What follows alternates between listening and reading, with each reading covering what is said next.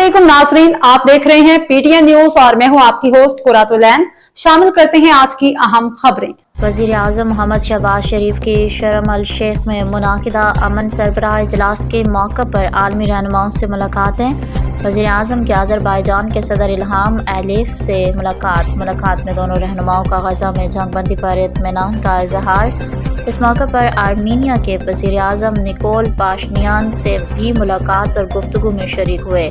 वज़ीर आज़म के उर्दन के मानरवा शाह अब्दुल्ला दोइम, बहरीन के शाह हमद बिन ईसा अल खलीफा और अक़वाम मुत्तहिदा के सेक्रेटरी जनरल एंटोनियो गुतेरेस से भी मुलाकात। वज़ीर आज़म के इंडोनेशिया के सदर Prabowo Subianto, German chancellor Friedrich Merz, Spain के वज़ीर आज़म पेड्रो सांचेज, इटली के वज़ीर आज़म जॉर्जिया मेलोनी और सऊदी अरब के वज़ीर ख़ारजा शहज़ादा फैसल बिन फरहान अल सऊद से भी मुलाकात हुई।